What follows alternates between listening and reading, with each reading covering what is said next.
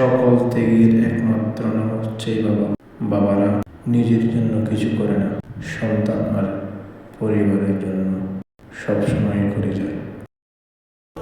বাবা তো প্রতিদিন চাকরি ছেড়ে দিতে চায়, প্রতিদিন চলে আসতে চায় অফিসটাকে লাথি মেরে। বসের ঝাড়ি, কত প্যারা, কাজের উপরে কাজ, অফিস টাইম শেষ হওয়ার পরে আবার কাজ। বাবারা কত জায়গায় কত জনের লাঞ্ছনা স্বীকার করে 2 টাকা কামায়া ঘরে আনে। প্রতিদিন চায় যে আজকে থেকে আর যাব না। ঘরে আসার পরে যখন দেখে আমার মেয়ের বিয়ে দিতে হবে, আমার ছেলের পরীক্ষার ফিস দিতে হবে, আমার নাতির অমুক লাগবে, আবার সকালবেলা কুয়াশার ভিতরে নদীর পারে পারে ব্যাগটা নিয়া ওই লোক চলে যায়। 30 বছর ধরে বলতেছিল আর অফিসে যাব না, 30 বছর ধরে বলতেছিল আর অফিসে যাব না, আবার গেছে, আবার যাব না বলছে, আবার গেছে, আবার যাব না বলছে, আবার গেছে।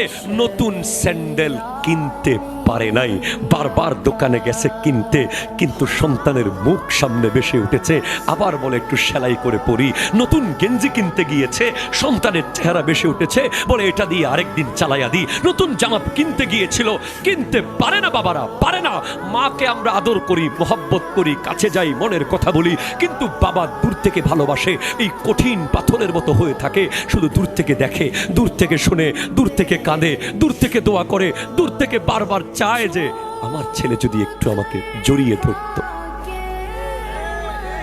ঠিক কিনা কথা বলে? এমন নিত্য নতুন ভিডিও পেতে YouTube, Facebook page, Instagram, TikTok live subscribe করে আমাদের সঙ্গে থাকুন। ধন্যবাদ।